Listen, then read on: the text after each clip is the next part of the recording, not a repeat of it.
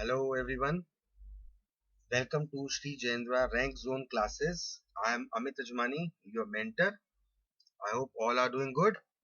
So guys, what are you up to nowadays? In the previous sessions, you must have studied and completed force and laws of motion. In my previous class, I specifically emphasized on the fact that in today's session, we'll be doing up the questions related to the chapter force and laws of motion. So I told you that you should all be prepared with all the learning part. So I think you are ready for the questions. And before taking up the questions, I would like to mention a few things. When we are taking up the multiple choice questions based on any particular topic, in that case we encounter three types of questions. This I have already explained in one of my previous videos a bit back. First type of questions are those questions, the answers which we already know and we are sure about them. So definitely we are out of these four options. We are going to look out for the right option and then we are going to mark our answer. That's it. Second type of questions are those which we have heard, we have learned, but we don't remember right now, or we are a bit confused right now. So we don't know the exact answer. We mark any answer, and after getting to know that okay, that was the correct answer, we just feel like reassuring ourselves that yes, we have read it, yes, we had learnt it at one point in time, and just it is a matter of remembering and forgetting only, right? We remembered a bit, we forgot a bit.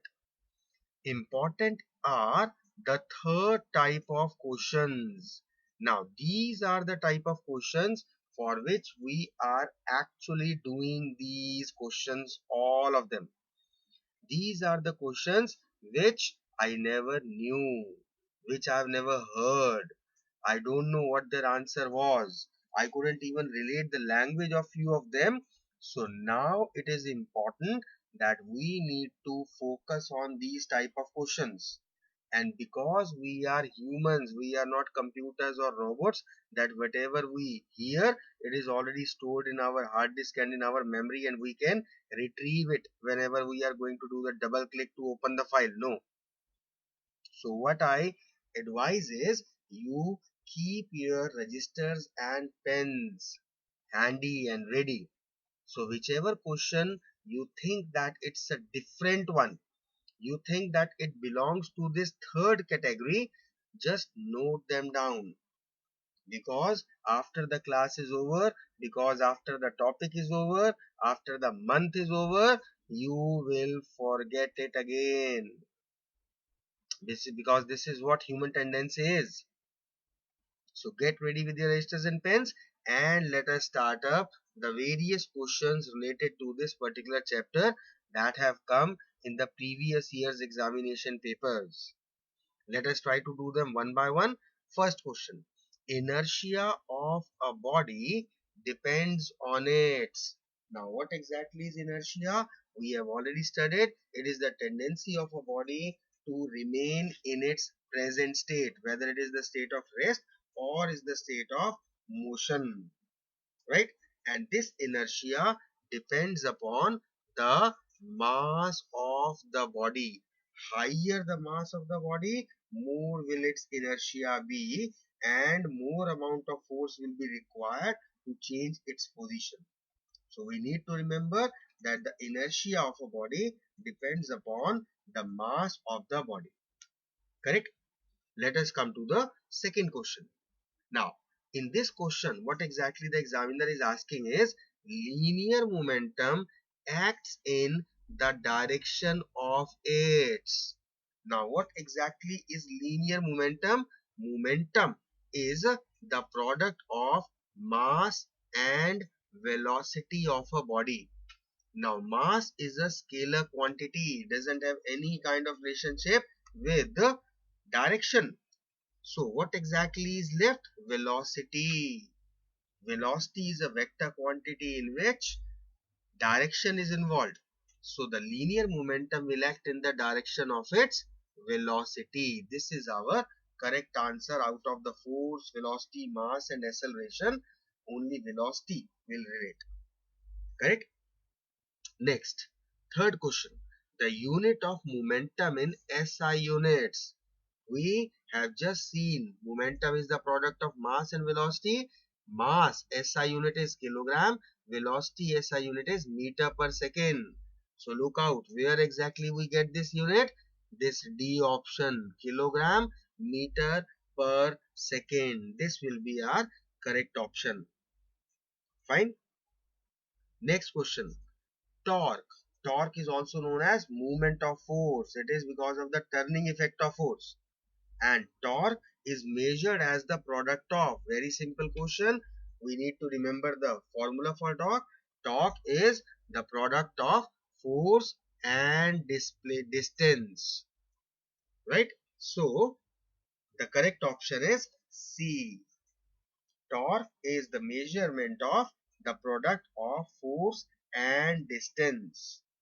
And because in this we have seen that force is present, therefore we can attempt the next question. What is the next question? Torque is a dash quantity. Now force is involved and we know that force is a vector quantity. So if torque is equal to force into distance, distance is a scalar quantity but force is a vector quantity, and that is why torque also becomes a vector quantity. If you remember, while I have taught these topics, I specifically told you in my last session also, I specifically told you that these type of questions are very important, in which we are asked about whether they are scalar or vector quantities and the SI units. You will see so many questions based on this, and the next three we can already relate: the SI unit, the SI unit and the SI unit. Let us see what exactly is the SI unit he is asking from us. The SI unit of torque. Now torque is force multiplied by distance. SI unit of force is Newton. Distance is measured in meter. So it will be Newton meter. Now please try to relate that what are the other options given. The correct option is Newton meter, but we need to relate why the other options are wrong. And these type of options are there with which we need to be very much cautious, because there is just a difference of a slash. It is Newton meter or Newton per meter. This is going to create the difference whether our 1 mark will get or we'll lose it. So important thing, we need to be very much cautious while looking at. A bit of careless attitude, a bit of doing it in a hurry can make us lose one precious mark. Fine. Next, let us see the SI unit of force. The SI unit of force is Newton, but he is asking us in CGS system.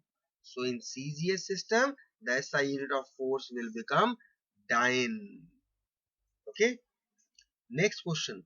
The SI unit of impulse. Now what is impulse? We have studied that impulse was what exactly it is. The force acting in a very short interval of time. That is known as impulse. So it is the product of the force and time. And the SI unit of impulse is kilogram meter per second. Correct? Next question. While gaining altitude, altitude is the height, the dash of a rocket decreases, resulting in increasing of dash. Now this is a very good question. In this question, just try to relate, just think what exactly could be the possibility. Let us try to relate each and every option one by one. While gaining altitude, the first option is force. The force decreases. Now What exactly is the kind of force acting on the rocket? It is the acceleration due to gravity acting on it. It decreases, we can relate it. But it is resulting in increase of acceleration. No. Second option, force is decreasing and velocity is increasing. No. While gaining altitude, the mass is decreasing. Yes. Why? The reason is the fuel is getting burnt. That is why the mass of the rocket decreases, and because of that the mass is in second and third and fourth both options. So resulting in the increase in velocity or acceleration. It is resulting in the velocity. As the rocket gains altitude, its velocity increases. So our correct option is C. Fine. So these are a few type of questions in which you need to relate your concepts. You need to justify your answer. You need to correlate between the given options.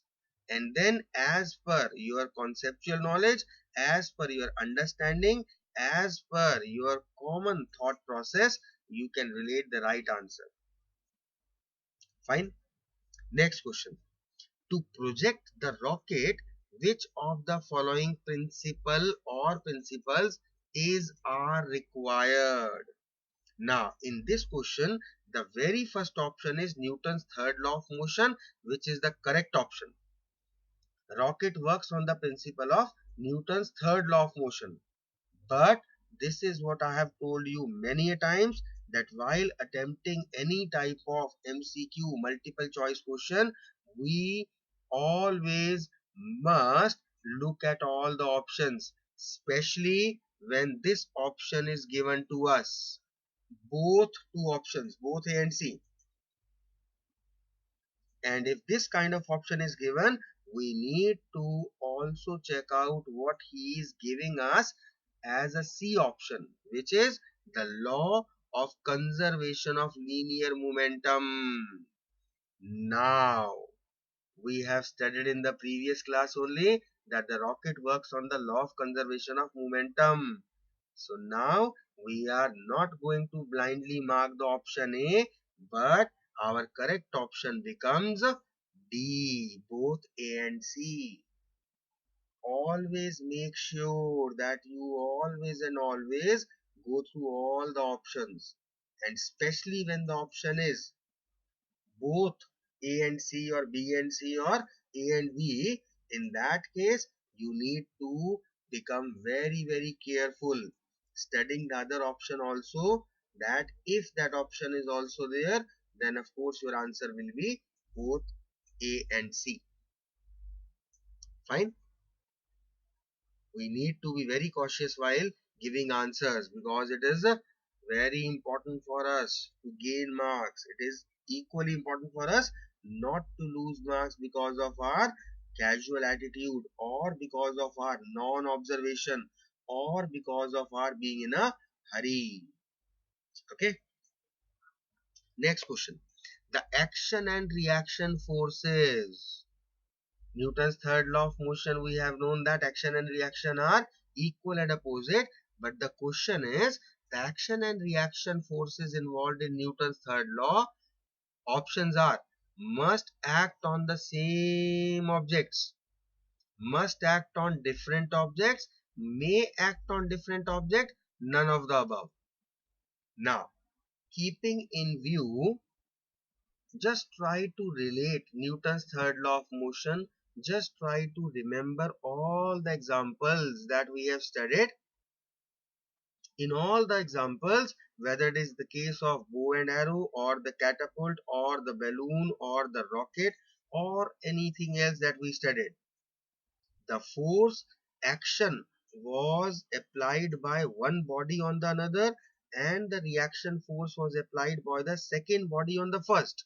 So it means that there must be two different objects. It cannot be related on same object, because the same object cannot provide the action and reaction to itself only. So it must act on different object, and hence B is our correct option. Okay, I hope you are able to understand till now whatever the question says, whatever the answers are, and I hope that you are actually checking it side by side as per your learning and as per your knowledge as to where you actually stand. So before I give any answer, you also need to give the answers in your own heart, and when I tell you the answer, try to relate it, and with full honesty, just you better know how many answers you are giving, how many of them are correct, how many of them are wrong. If they are wrong, was it because of non-observation or because it was a concept which was not known to you? If it was because of non-observation, scold yourself that from now on you need to be very careful while choosing your answers. And if it is some concept which you don't know, please note it down. Fine. Let us continue further. A long jumper runs before jumping to take long jump. This we have studied. He is doing so because this way he will gain momentum. So this will be our correct answer, right? So he is gaining momentum so that he can make a long jump. Next question. Which one is the measure of inertia of a body? Now you see, this is a very good question. The very first question that we started our class with today, it was the inertia of a body depends on its mass. So there also I told you that more will be the mass, more will be the inertia of the body. So the inertia of a body is actually a measure of its mass. More will be the mass, more will be the inertia of the body. Right? Next question. When an unbalanced force, now first of all we need to remember what is an unbalanced force, which causes some motion in the body. When an unbalanced force is applied to a body, then what quantity does not change? Very nice question. If we are applying an unbalanced force, first option velocity, it will change because it is an unbalanced force. Momentum, we don't know, but we can know how. Momentum is the product of mass and velocity. So if velocity is getting changed, obviously momentum will get changed. So 1 and 2 are interrelated. Now comes its mass. Now what exactly is meant by mass? It is the actual matter contained in the body. So mass remains fixed, whether it is a balanced force or an unbalanced force. None of them will change the mass of the object. So the correct answer is the mass. Okay. Next question. A force acts on an object which is free to move. It is a suspended object, freely movable. Now, if we know the magnitude of the force and the mass of the object, now we know how much force is acting. We also know what is the mass. Newton's second law of motion enables us to determine the objects. Now what exactly was Newton's second law of motion? We studied it in the previous class. Newton's second law of motion is equal to m into a. So now if you already are given the force and the mass, what else can be calculated with the formula? A. And what is A? It is acceleration. Quite simple. But if you know the formula for Newton's second law, then only. Let us see the next question. If action and reaction were to act on the same body or object, then action and reaction are acting on the same body. Now, because the action and reaction forces are equal and opposite, they will cancel out each other. So, the first option, the resultant force will be 0. is the right option. But once again, we are also given this option of both A and B are correct. So we need to relate the B option also. The first option we are sure it is correct. Let us see the second option. The body would not move at all.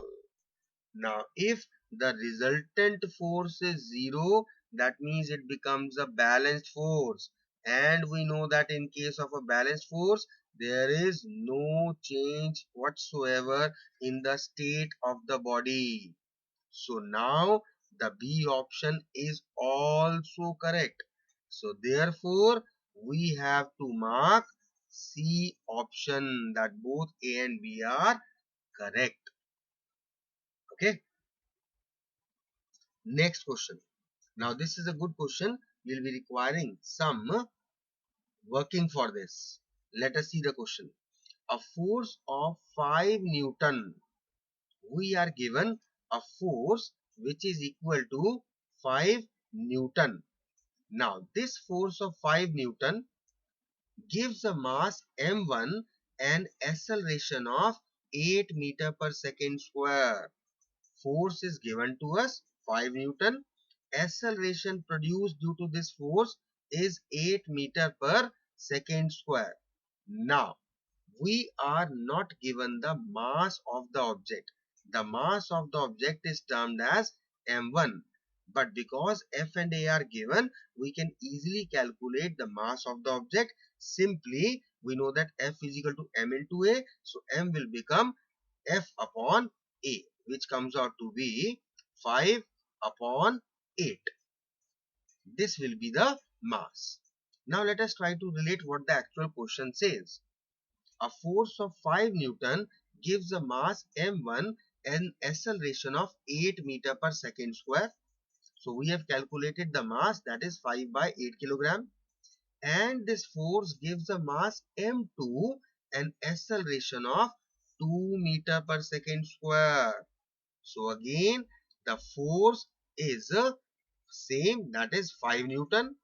But now the acceleration produced in the second body is 2 meter per second square. So if we need to calculate the mass of the second object, how we are going to calculate? Same formula, that is F upon A, which comes out to be 5 upon 2 kilograms. Now the question says, what acceleration would it give if both the masses are tied together?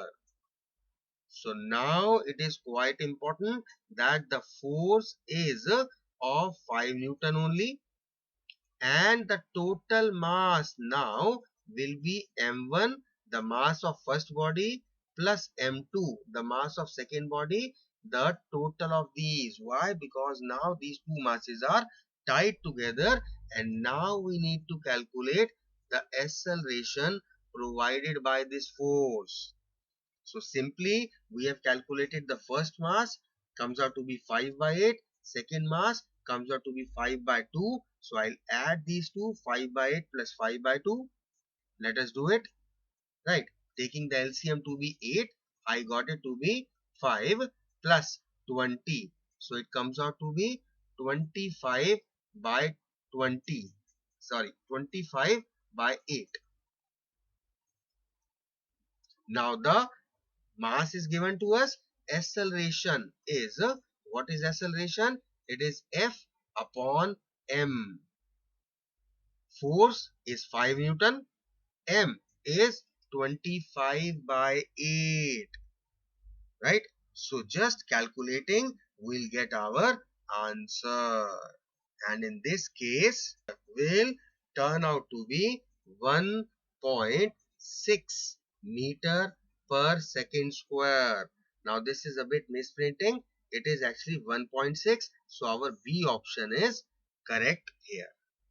Okay, you can just simply calculate and you can relate. Your answer should also come out to be 1.6 meter per second square. Unit also needs to be taken care of. Even though here we have got all the units in meter per second square, but there are times when the examiner confuses us with the use of units. The answer will be 1.6 meter per second. That is a wrong answer because acceleration, the SI unit is meter per second square. Okay. Next question. A metallic ball strikes a wall and fall down, whereas a tennis ball having the same mass and velocity, when it strikes the wall, it bounces back.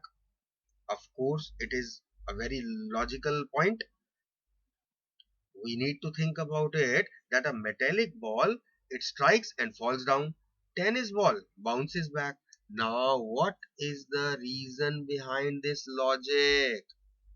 The reason is because the tennis ball suffers a greater change in momentum. Correct. The metallic ball doesn't suffer a great change in momentum, but a tennis ball does. That is why it bounces back, because if the change in momentum is more, the more force will be applicable, which will bounce it back. Okay. Next question. There are a few very good questions which when we see, we really appreciate the people who have made these questions. So let us come to the next question. Which one of the following is wrong?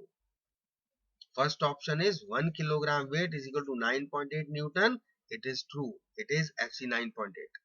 Momentum is a vector quantity. Counter check. Momentum is product of mass and velocity. Velocity is vector. So momentum is vector. Correct. Force is always conserved. We have never studied about law of conservation of force. We have studied about law of conservation of mass. We have studied about law of conservation of energy. We have studied about law of conservation of momentum, which means that momentum is conserved, energy is conserved, mass is conserved, but no such law of conservation of force. So this is our wrong statement and the correct option. How funny it is, huh? Wrong statement, but answer is correct. So this is our correct option. Now next question. A stone is tied to the middle of a string and suspended from one end. This is a stone which is shown to us. Here S is the stone. This is the stone, yellowish, and O is the point of suspension. It is being suspended from this particular hook. At what point a sharp jerk will break the string? Now, if we are going to make a sharp jerk below the stone, then it is going to break the string. So, our correct answer is below the stone. If a sharp jerk is made, then in that case the string will be broken. Fine. Next question.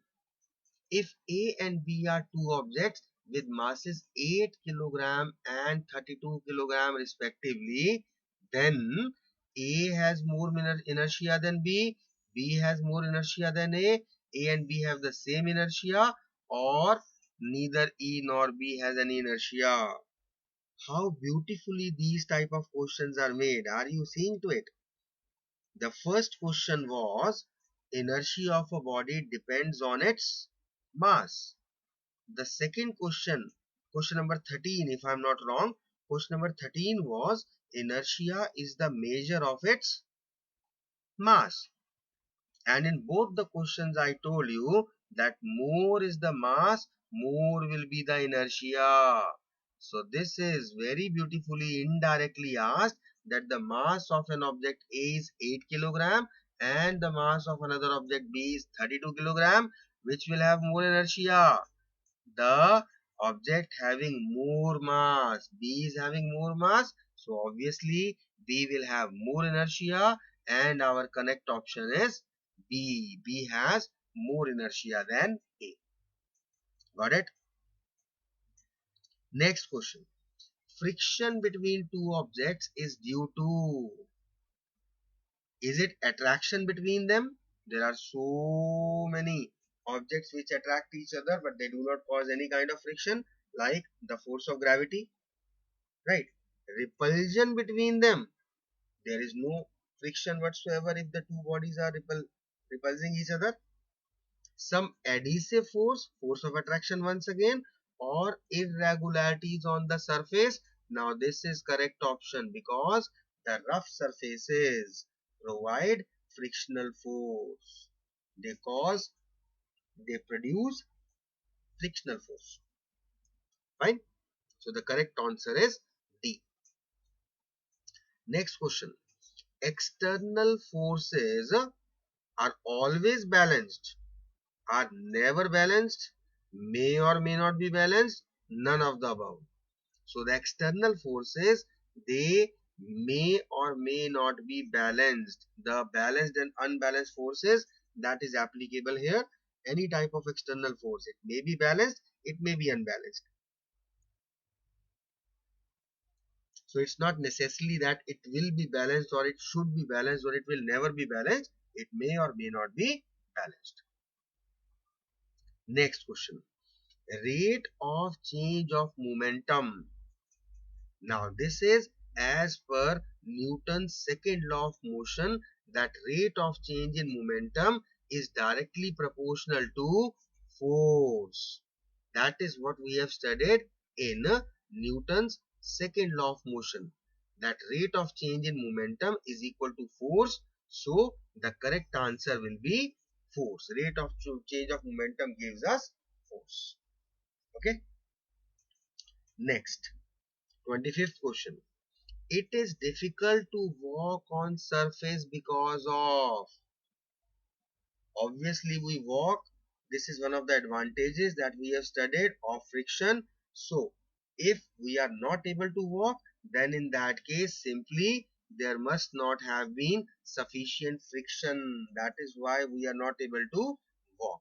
So the correct answer is B, that the absence of friction leads to difficulty in walking on a particular surface. Okay, so let's come to the next question. Now there are many questions, and those of you who have actually learned the whole chapter, they must be enjoying doing these questions. And that is a problem with those who have not learned these. Because if you have not learned these, you don't know, you don't have much idea about all these answers, and that is why at times you will feel distracted, you will feel bored, you will be waiting for the class to end. And that is the main reason why the teachers always ask you people to prepare, to learn. Because those who have learned, those out of these 25 questions, if more than 20 are correct answers, they are actually very excited to see the next question, because they are enjoying this activity right now, because they are actually confident and they want more questions to test their knowledge. So if in this particular class you are not fully prepared, nothing wrong is there, you did a mistake, but important is you need to improve the next time. You need to take care the next time, that the next time when we'll be taking up after completing the chapter, of course we are concerned with doing the questions. So there are so many chapters still left, and after taking the revision of each and every chapter, this is what we are going to do, mainly discussing the questions. So if in this class you are feeling lag behind, make sure that next time onwards you also are among those students who are enjoying this activity, who are getting confidence, who are attempting the questions and feeling very happy about it. Correct? So coming to the next question. When a toothpaste tube is squeezed, every time, every house we do it, whenever in the morning we need to brush our teeth, so we observe that its shape changes. Now if the shape is getting changed, the force responsible for this is an example of. Now there are so many students who will in a hurry write that it is an unbalanced force because sir the shape is changing. They are focusing more on the word change they are not focusing on the word shape. The shape is changing. The toothpaste tube is not coming in motion. And it is the balanced forces which change the shape of an object. Because had it been unbalanced force, it would have moved this particular toothpaste tube or any particular object on which they are acting. Motion would have been produced rather than changing the shape. So it is the balanced force. Now try to visualize the way you squeeze the tube. You never squeeze it from up or from down. You apply thumb and the finger, thumb from above and finger from below, and you squeeze, you press it. So now your thumb and fingers both are applying forces and in the opposite directions. Thumb is applying the force in the downward direction and the fingers in the upward direction, because of which they become equal and opposite and cancel out each other. Got it? Next question. When a bicycle is in motion without paddling, we are being specified in the brackets, it's without paddling, then the force of friction exerted by the ground on the two wheels. Obviously, when a bicycle is in motion, the ground is in touch with the vehicles, or rather the other way around, the vehicles are touching the ground. So obviously the ground is going to provide the force of friction. Correct? Now, the force of friction is always an opposing force. So wherever this forward direction is mentioned, this is straightforwardly wrong, because the force of friction always opposes the motion. So it will be in the backward direction on both the front as well as the rear wheels. It cannot make the wheel go in the front forward direction. No, because frictional force is an opposing force. So this particular simple concept will make us to gain marks in this question. Let us come to the next question. A driver accelerates his car first at the rate of 1.8 meter per second square, and then he is accelerating his car at the rate of 1.2 meter per second square. So the ratio of force exerted by the engines will be, what exactly is force? Force is equal to the product of mass and acceleration. The mass is constant because the car is same.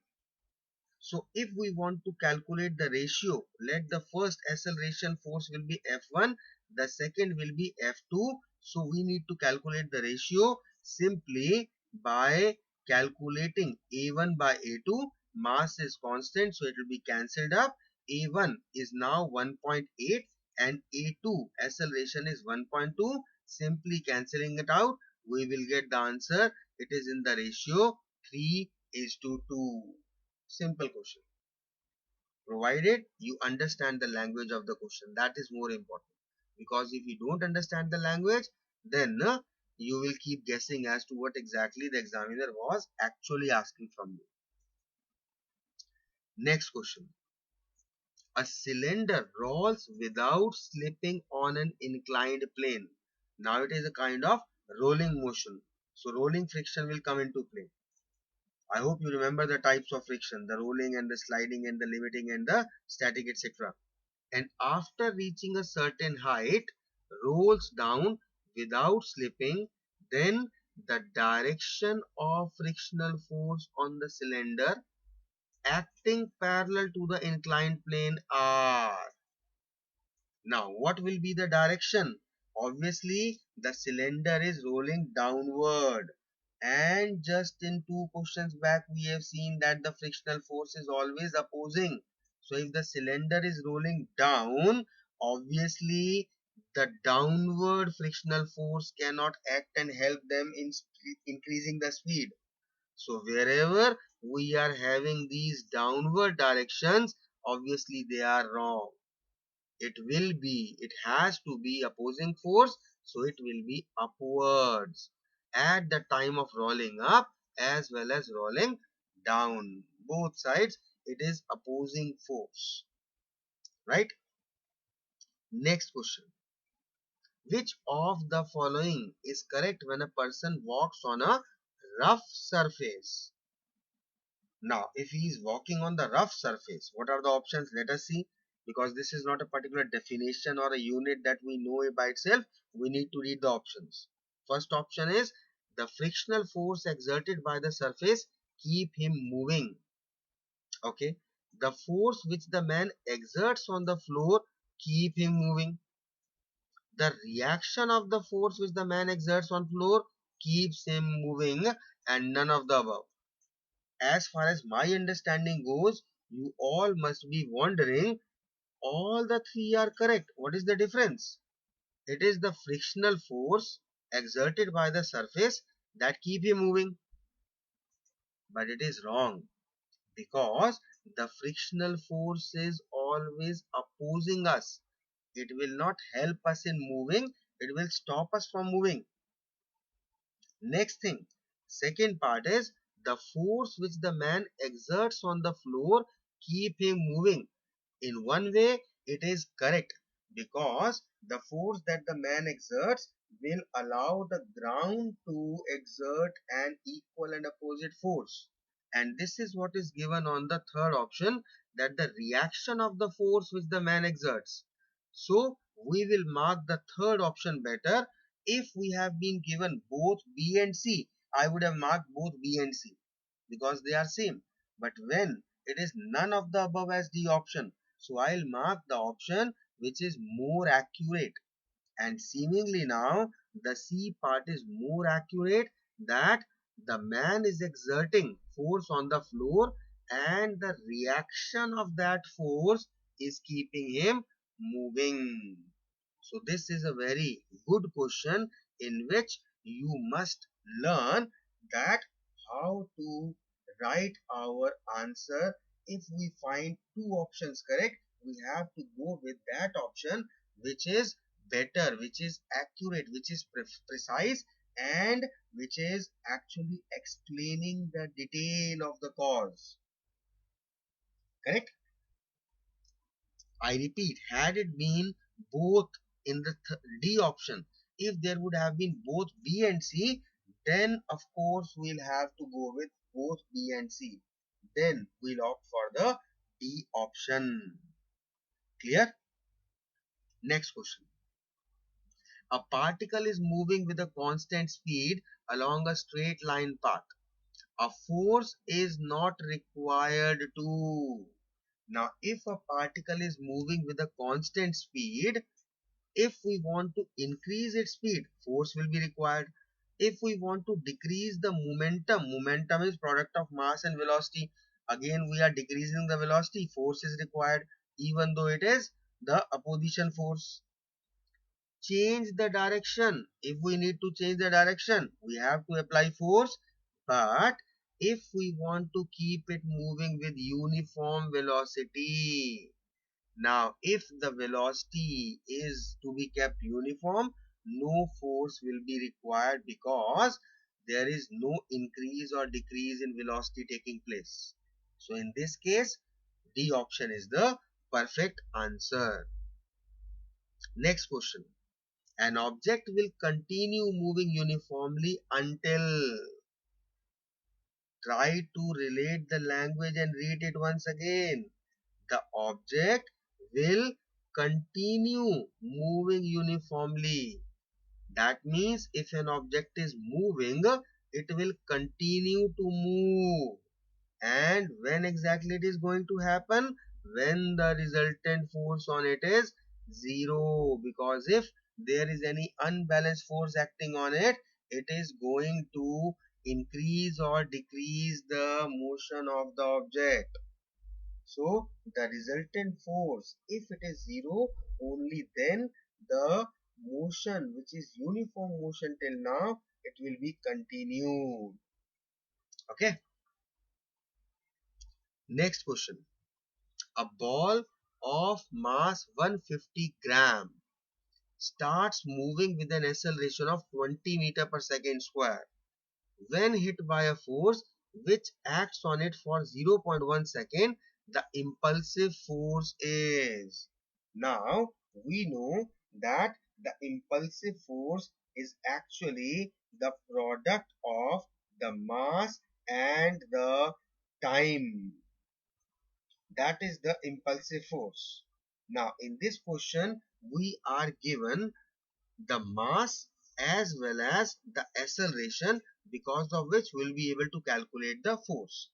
Force is equal to m into a, but one important thing you need to take care of, and that important thing is the unit. Here the unit of mass is given in grams, whereas the SI unit of mass should be in kilograms. So the first important thing you need to do is you need to convert this grams into kilograms. How? You know it, dividing it by 1000. Now we have got the force, then of course we have the time 0.1 second, so we can simply calculate the impulse. So when you will do it, you will find the answer, whatever the answer out of these options is. Okay. Next question. A body of mass m, the mass value is not given, collides against a wall with velocity u. This is the initial velocity, and rebounds with the same speed. So whatever the initial velocity is, the final velocity also is the same. What we need to calculate is, we need to calculate that the change of momentum is. Now try to relate that a body is colliding against a wall. Fine. So first of all, we will try to calculate its initial momentum, which will be mass into initial velocity. Right. It is u. Rather, actually it was v in the question. Misprinting, I suppose. Small v. It is mv. Okay. Now, if we are going to calculate the final momentum, once again, it will be the mass into final momentum. But what exactly we need to relate now is that the velocity is in the opposite direction, because we are being given the word rebound. So now it will be, velocity is same v, but because it is in the opposite direction, we'll take it to be minus v. So final momentum becomes minus mv. Now we know that change in momentum is initial momentum and final momentum difference. That is final momentum multiplied by, final momentum minus initial momentum upon time. So if we are going to relate the change in momentum, final momentum is minus mv minus initial momentum is mv. So it becomes minus 2mv. It should be minus. This is our correct answer, minus 2mv.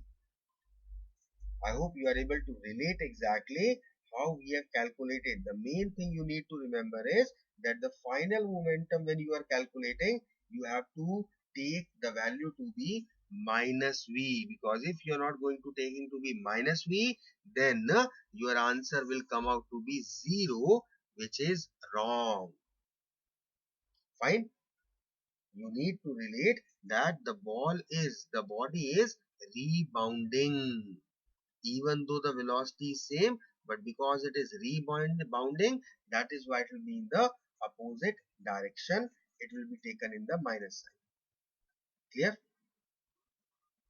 Now the next question is, you are marooned on a frictionless horizontal surface and cannot exert any horizontal force by pushing against the surface. How you are going to get out of it? So I think this is a life-saving question for those who stuck up under such unfavorable circumstances. You are marooned on a frictionless horizontal surface. You cannot exert any horizontal force because it is a frictionless surface. No friction is being provided. How you are going to push the surface and how you are going to move out? Then how you are going to get out of it? Now the options are: first, by jumping, or by spitting or sneezing, or by rolling your body on the surface, or by running on the plane. Now, one option which actually seems most funny is spitting or sneezing. Just by spitting or sneezing, how funny it is, but very hard to believe that it is the actual answer. Shocked. Many of you must be surprised that, sir, what are you saying? By spitting or sneezing? Yes, sir, it is by spitting or sneezing. How come? Try to understand. Now, when we are on a frictionless horizontal plane, no external force is acting on us. Therefore, the linear momentum of the system is conserved. Now, if we spit or sneeze, or for that matter throw any object in the forward direction, it will recoil us in the backward direction, and hence we will be finally able to get off that frictionless horizontal surface. So there are times when the option which we considered most funny, which we consider to be least possibility as an answer, this may also be an answer, provided you know the detail, you know the concept. Fine. And this is where our preparation comes handy. Just imagine, anywhere, any place, if by chance you get this question and the same question and same options, you will never forget because you have studied it here with me. Now onwards, you are never going to forget that the answer is spitting or sneezing. But think about the other people who are just like you. Just because you are doing it the second time, you are getting it again, you have already done it, your answer will be correct. And the rest of the people who will be doing it for the very first time directly, they will be having the same reaction as you had when I told you the answer is spitting or sneezing. No? So try to relate the advantage of practicing. Okay. Next question. The masses of 10 kilogram and 20 kilogram respectively are connected by a massless spring. This is the first body which has a mass of 10 kilogram. This is the second body and they are connected with this spring S. Now, a force of 200 Newton.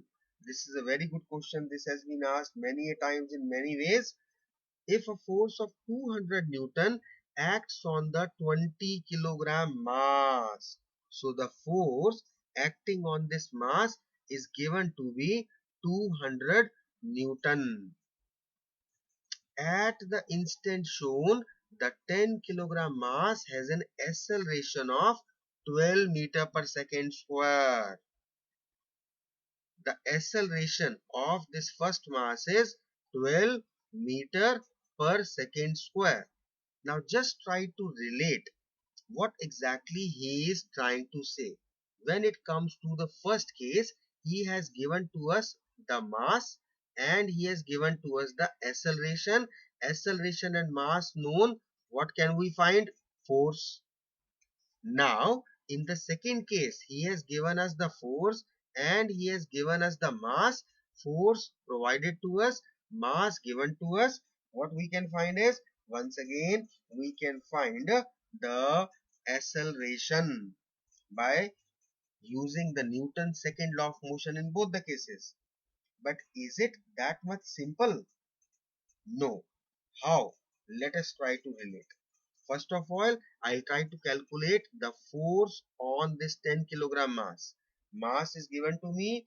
The acceleration A is given to me. I know that F is equal to m into A. So just multiplying 12 and 10, I'll get the force, that is 120 Newton. Now, the force acting on the 20 kilogram will be the difference of the first and the second force. This is the main crux of this question. The force of 200 Newton is acting on 20 kilogram, right? And 10 kilogram is acting on the force of 120 Newton is acting on the 10 kilogram mass. So what about the difference? That will be the remaining force, and that remaining force is actually 80 Newton. 20 Newton, sorry, 200 Newton minus 120 Newton. Now we know that F is equal to m into A. Now we are given the force to be 80 Newton. We have to calculate the acceleration of 20 kilogram mass. So mass is given to us to be 20 kilogram. We can calculate the acceleration. The formula is F upon m. F is 80 and mass is 20 kilogram. So the acceleration will be, cancelling it out, our answer is 4 meter per second square. Most of the students, what mistake do they do in this type of question is, they simply relate. Force is given, this mass is given, simply will do 200 by 20. The answer will be simple 10. First thing is, no such answer is given in the question, in the options. Even if it is given, you need to relate why exactly we are given this information about the 10 kilogram mass. This is important to relate. Fine. So this is how we are going to solve this particular numerical. Next question. Now this is also very good question. Figure shows the displacement of a particle going along the x-axis as a function of time. The force acting on the particle is 0 in the region. Which region the force is 0? Now, this is a very simple question, provided you try to relate. You just try to relate it, that when the object is moving from A to B, correct? When it is moving from A to B. Now, it is the displacement of the particle shown to us, correct, along the x-axis when time is getting passed. So the object is getting displaced from A to B, then it is from B to C, then from C to D, and then from D to E. So in the region, when we talk about in the region from C to D, the question is, let us try to relate the question. In which region, whether it is AB or BC or CD or DE, where is the force acting on the particle? 0. So if you try to relate, then in AB as well as in CD, these are the two areas in which the force acting on the particle is 0. So our correct option is C, which is first and third option. So once again, quite nice question which requires your observation. Fine. Let us come to the next question. A rocket can go vertically upwards in Earth atmosphere because, how is a rocket able to go upwards? We have seen in the Newton's third law of motion, action and reaction are equal and opposite. As a result of the reaction, this particular rocket is going up. But what is causing the action? The action is caused due to the force exerted on the rocket because of the gases ejected by it. If you remember, I actually wrote it. I told you that in a rocket, liquid hydrogen and liquid oxygen, these are the rocket fuels which are burnt, and as a result, high pressure steam and gases are ejected. Because of the force exerted by these gases, the rocket is able to move up, right? Other options are a bit quite funny. It is lighter than air. It can't be, because of the gravitational pull of the sun. Sun cannot just pull it over. Fine. It's not because of the gravity of the sun. Because of the gravity of the moon is the gravity of Earth is much more, which is going to pull it down. And another is, it has a fan which displaces more air per unit time than the weight of the rocket. No such fan is present. Let me tell you, no such fan is present. Okay. So coming to the next question, 39th question is, in which of the following cases forces may not be required to keep? This question we have already done, that over there change in velocity should not be there. So once again, if we want to apply no force, then in that case we need to select the D option, that is acceleration of the particle remains constant. So if the acceleration is constant, then in that case force may not be required. Okay. Now this next question is very important and it's very good question. Please try to relate the language, right? Do not just go by the answers given and try to get horrified. It's very simple, but you need to relate the concept. Let us see. In this question number 40, what he's saying is, a single horizontal force F is applied to a block of mass m1. As we can see in the figure, there is a block of mass m1 and the force of S is applied to it. Now this block of mass m1 is in contact with another block of mass m2. This is the second block. Now if the surfaces are frictionless, then the force between the blocks will be, I hope you understood the question, that we are applying a force of F newtons on the block having the mass m1 and on m2. Actually we are not providing any kind of force directly, but because it is in contact with m1 and it is a frictionless surface, so in that case, being in contact, the effect of force will be there on the block m2 also. Now how we are going to attempt this question, please try to focus. First of all, I will try to find out what exactly will be the force on this block m2. Let the force be f2, right? Now we know that the formula for calculating force is mass into acceleration. Now the mass of the second object is m2 and multiply by acceleration. Now the whatever acceleration will be provided to m1, the same acceleration will be provided to m2. Reason, it's a frictionless surface. So we can calculate the acceleration provided to the objects. And how we are going to calculate? As per Newton's second law of motion, acceleration is F upon m. Now when we talk about m, the force is applied on both the masses, so we are going to take the sum of these two masses, m1 plus m2. This is the crux of this question, that the acceleration we need to take F upon m and m we need to take the total mass.